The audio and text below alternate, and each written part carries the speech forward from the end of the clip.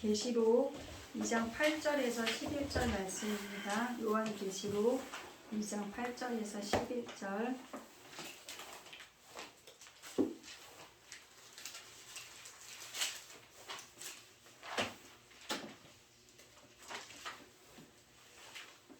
(400페이지) 신약 우리 성경은 400페이지에 있습니다.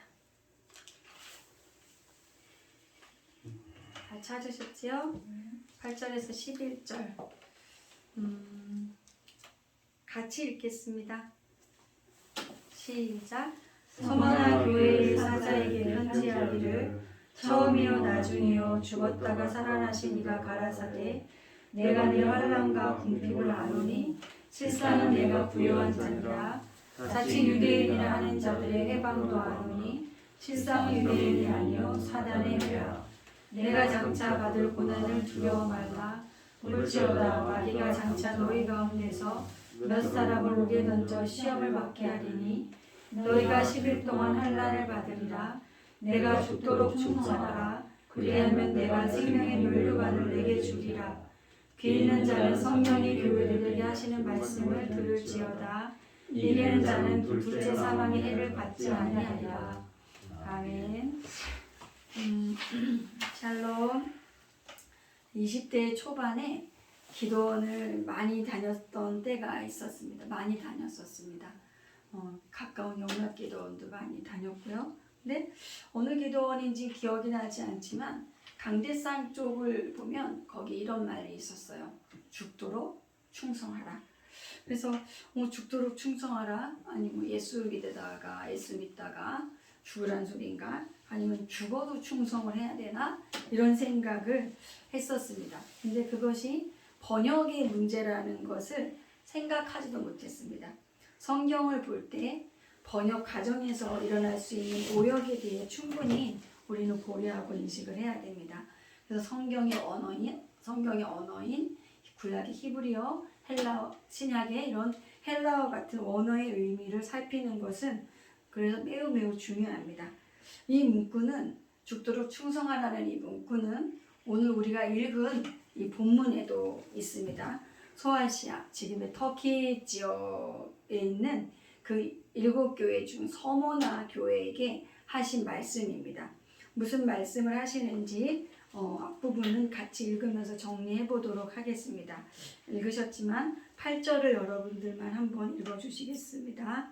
8절이요. 시작. 서머나 교회의 사자에게 편지하기를 처음이요 나중이요 죽었다가 살아나신 이가 가라사대. 감사합니다. 처음이며 나중이요 죽었다가 살아나신 이가 말씀하실 때 무슨 말씀인가 하면 역사의 주인이라는 의미를 이렇게 표현한 것입니다. 즉 세상의 역사가 주님 손안에 있다는 것입니다. 그러면 죽었다가 다시 살아났다는 것은 뭘까요? 죽었다가 다시 산 거는 부활이잖아요. 죽었다가 다시 산 거. 그러니까 이 특별히 서머나 교회를 향하여 말씀하실 때 부활을 이야기하면 볼펜 찾으세요? 네.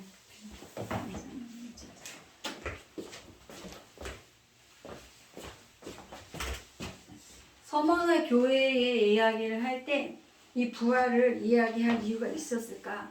네, 있었습니다. 왜냐하면 주님은 각 교회가 겪고 있는 특수한 상황과 여건에 맞추셔서 표현을 하셨습니다. 서머나는 주전 1200년에 건설된 도시입니다. 그런데 이 도시가 6세기 때 한번 파괴되었다가 다시 3세기 때 재건이 됩니다. 그러니까 도시가 파괴되었다가 다시 세워졌어요. 그러니까 도시가 죽었다가 살아난 게 되죠. 그러니까 서머나 교인들은 죽었다가 다시 살아났다는 말을 하면 그게 어떤 말인지를 알아듣는 거죠. 그 도시가 그랬었으니까요. 그러니까 어떤 감각인지를 안다는 겁니다. 안다는 거. 자, 9절 읽어주시겠습니다. 9절 시작. 내가 내 환난과 궁핍을 아니니 실상은 내가 부요한 자니라. 자칭 유대인이라는 자들의 해방도 아니니 실상은 유대인이 아니요 사단의 회라. 네, 아멘. 내가 너의 환난과 궁핍을 알거니와 네, 주님은 전지전능하신 분이시기 때문에 모르시는 것이 없으십니다. 그러니까 서머나 교회가 받고 있는 환난과 궁핍을 아신다고 하는 것이 이상하지 않습니다. 여기서 안다라는 것의 이해를 좀 돕기 위해서 말씀 한 구절을 찾아보도록 하겠습니다. 여기 계시록은 간지를 껴놓으시고요. 히브리서 4장 15절을 가보겠습니다. 357쪽에 있습니다. 357쪽에 히브리서 4장 15절. 안다라는 게 도대체 뭐를 안다라는 걸 하는지 말씀 보겠습니다. 히브리서 4장 15절 찾으셨어요? 네, 같이 읽겠습니다. 우리에게 있는 대제사장은 우리의 연약함을 체휼하지 아니하는 자가 아니요 모든 일에 우리와 한결같이 시험을 받은 자로되 죄는 없으시니라. 아멘. 우리에게 있는 이 대제사장 누굽니까? 예수 그리스도십니다. 그 예수 그리스도는 우리의 그런 연약함을 체휼하지, 바로 이 부분입니다. 체휼하다라는 것은 심파테스라는 원어로요, 함께라는 의미를 가진 쉰과 고통당하다라는 의미를 가진 파스코의 합성어입니다. 그러니까 풀이를 하면 이런 거예요. 체험을 하셨기 때문에 궁휼한 마음이 충분히 있다는 거예요. 그래서 체휼이에요. 체험하셨기 때문에 궁휼한 마음이 많다. 충분히 넘친다. 겪어봐, 한마디로 그 상황을 겪어보셨으니까 안다는 거예요. 주님께서. 자, 주님이 서머나 교회 성도들이 겪고 있는 환난과 궁핍을 아시는데 그 다음 말씀이 더 엄청납니다. 그런데 이들은 분명히 지금 환난과 궁핍한 상황에 있는데, 그런 상황이 있는데 주님의 그 다음 말씀이 그런데 말이지, 그런데 실상은 네가 복되는 거야. 실상은 네가 부요한 사람이야 라고 하시는 거예요. 너가 지금 궁핍과 환난 가운데 있는 거 내가 알아. 근데 네가 지금 부요한 거야. 네가 지금 복된 거야. 성도들은 그게 와닿지 않겠죠. 환난과 궁핍 가운데 있으니까 이런 느낌인 겁니다. 어떤 아버지가 좀 어려움 속에 있는 아들을 보고 이렇게 말하는 거예요. 힘들지? 응, 나도 다 해봤어. 그런데 그게 너에게 복이야 라고 말을 한다면 아들이 어떻게 말하겠어요? 왜 아버지는 다 겪었으니까, 아버지는 다 지나왔으니까 그렇게 말할 수 있지. 이게 무슨 복이야. 차라리 안 받고 말지 라고 하지 않겠어요? 지금 이런 느낌인 거예요. 서머나 교회 교인들의 느낌은. 또 이런 거죠. 제가 엄청 힘들고 어려울 때 저를 많은 분들이 위로하셨지만 이런 분들도 있었어요. 원장님을 크게 쓰시려고 하나님께서 이러한 걸 주시는 거라고. 근데 저는 그때 당시 물론 다 감사한 말이지만 크게 쓰이지 않아도 좋으니까 이런 일은 나에게 없는 게 낫겠다. 왜냐하면 지금 그 당장이 너무 벅차고 힘들잖아요. 그럼 크게 쓰이는 게 뭔 소용이 있겠어요, 나중에. 지금 당장이 너무 힘든데. 근데 우리가 그런 어려움이나 환난과 공고가 지나간 다음에, 그 시간을 지나고 난 다음에는 그것을 복이었다. 그게 내 인생의 부요였다라고 해석을 하는 거 누구나 할 수 있어요. 그래도 할 수 있습니다. 그런데 그 환난의 한가운데 있는 사람, 고통의 한가운데 있는 사람이 그것을 부요와 복으로 고백한다는 것은 쉽지 않습니다. 그것은 믿음의 눈으로, 믿음이라는 것을 장착하고 믿음의 눈을 장착하고 보지 않으면 그런 고백을 할 수가 없습니다. 근데 그 믿음이라는 것은 하나님 말씀에 대한 나의 반응입니다. 하나님 말씀에 대한 그분의 속성에 대한 신뢰가 없다면 고백할 수 없는 신앙 고백입니다. 그러나 이건 역시 훈련입니다. 감정적으로 내가 그러한 상황들 속에서 하나님이 믿어지지 않더라도 의지적으로 믿음의 언어를 선포하고 가는 겁니다. 우리 인생은 우리가 하는 말을 따라서 갑니다. 여러분 어떤 상황 속에 계신지 모르겠습니다. 자, 우리가 읽은 히브리서 4장 15절 뒤에 16절을 보면 또 어떤 얘기가 있냐면, 우리의 주님은 우리가 연약함 때문에 겪는 모든 것을 모르시는 분이 아니라 그분이 하나님이시면서 완전한 사람이셨기 때문에 우리가 겪는 모든 것들을 모르는 것이 단 하나도 없는 분이라는 걸 16절에 말씀하고 있습니다. 그러니까 모르는 것이 단 하나도 없는 분이시니까 우리가 하나님께는 거짓말을 할 수가 없고 그럴 이유와 필요도 없습니다. 그렇다면 여러분이 믿음의 반응, 믿음의 고백으로 나아가려면 우리가 이런 믿음의 반응을 해야겠는데, 그런 훈련을 해야겠는데, 그럼 어떻게 해야 할까요? 믿음은 내게로부터 오는 것이 아니라 하나님으로부터 오는 은혜입니다. 그러면 그 믿음에 내게 있는 게 아니니까 그 믿음의 은혜를, 하나님으로부터 오는 믿음의 은혜를 받으려면, 얻으려면 우리가 해야 할 것이 있습니다. 그것이 그 다음 주 16절에 소개되어 있는데, 자 16절 읽어주시겠습니까? 히브리서 4장 16절 읽어주세요. 시작. 그러므로 우리가 부인하심을 받을 때를 따라 없는 은혜를 얻기 위하여 은혜의 보좌 앞에 담대히 나아갈 것이니라. 아멘. 우리에게 주시는 하나님의 선물 같은 말씀입니다. 그러므로 우리는 긍휼하심을 받고 때를 따라 돕는 은혜를 얻기 위하여 은혜의 보좌 앞에 담대히 나아갈 것이니라. 은혜의 보좌 앞은 누구 앞인 거예요? 네, 하나님 보좌 앞입니다. 그 앞으로 나아가야 한다고 히브리서 기자가 말하고 있습니다. 하나님의 보좌는 심판의 보좌만이 아니라 동시에 거기는 예수 그리스도의 의의 옷을 입고 나아가면 주홍같이 숱한 죄가, 숱한 연약함이 내가 있을지라도 내가 예수 그리스도의 의의 옷을 입고 나아가면 그 모든 것에 가리움을 받는, 연약함의 가리움을 받는 은혜의 보좌입니다. 심판의 보좌임과 동시에 은혜의 보좌입니다. 아멘. 여러분, 세상의 것을 기준 삼고 사는 사람들은 세상이 추구하는 것들이 달아지고 없어지면 불안하고 초조하고 그것 때문에 그걸 기준으로 삼아서 사람을 판단하고 무례하게 행동할 수 있습니다. 그러나 우리 하나님을 신앙하는 우리 성도들은 날마다 하나님이 부어주시는 은혜로 살아가는 사람들입니다. 그것이 기준입니다. 사실 그런 환난이나 어려움의 궁핍함 속에 있을 때 처음에 성도인 저와 여러분들의 반응도 세상 하나님을 신앙하지 않는 사람들의 반응과 별반 다르지 않습니다. 이거 뭐지? 왜 하필 나지?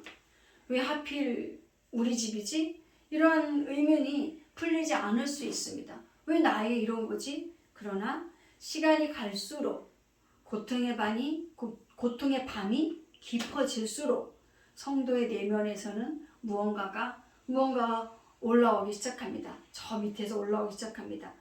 난리 발광을 치던 내 힘이 다 빠지기까지 주님이 나를 기다려 주셨다는 것을 깨달을 때 성도는 고백이 터져 나옵니다. 아, 하나님 은혜였구나. 그 은혜로 내가 지금까지 살아온 거구나. 이 감각이 들어오면서 이 내 삶에 특별히 나를 많게 하려고 특별 제조된 것 같은 이 어려움이나 상황이 달라진 것이 아닌데 분명 달라지는 것이 있습니다. 그 하나님의 은혜였다는 감각이 들어오면 분명 달라지는 것이 있습니다. 시각이 달라집니다. 우리의 시각이 달라집니다. 다시 말해 그 사건은, 그 사태를 바라보는 해석이 바뀌게 됩니다. 인생은 팩트보다 해석입니다. 여러분, 믿음으로 해석하는 겁니다. 믿음의 눈으로 해석해내는 겁니다. 그런데 그 해석을 갖다가 주님이 서머나 교회 성도들에게 뭐라고 해석하냐면 그 환난과 궁핍 속에 있는 서머나 교인들에게 주님께서 넌 부요한 사람이야. 네가 그런 속에 있지만 넌 부요한 사람이야. 주님이 우리가 겪는 이 환난과 궁핍과 이 곤고에 대해서 주님께서 부요라고 해석을 해 주신 겁니다. 아멘. 주님이 부요라고 하면 부요인 겁니다. 그러니까 주님은 또 다시 계시록으로, 간직편을 계시록으로 와보세요. 계시록으로 와보면 2장 10절을 보면 계시록 2장 10절에서 이렇게 말씀하십니다. 너희가 10일 동안 환난을 받으리라. 내가 죽도록 충성하라. 그리하면 내가 생명의 면류관을 내게 주리라. 그러니까 너는 앞으로 장차 고난이 올 건데 넌 부유한 사람이니 넌 복 있는 사람이니 앞으로 올 고난을 두려워하지 마. 근데 그게 네가 10일 동안 받을 거야. 이 10일이라는 것은 하루 24시간에서 열흘, 그게 아니라 물리적으로 문자적인 의미가 아니라 이것은 한시적이라는 얘기입니다. 즉 끝이 있는 얘기를 하는 겁니다. 지나간다는 겁니다. 지금 이 상황이 영원하지 않다는 것입니다. 제 말이요? 아니요.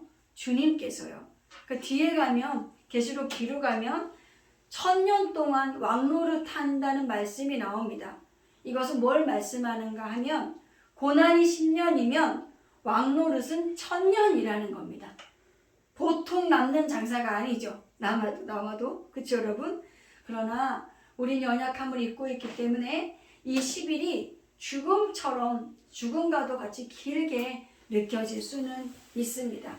근데 주님이 그러면서 우리에게 하시는 말씀이 죽도록 충성하라.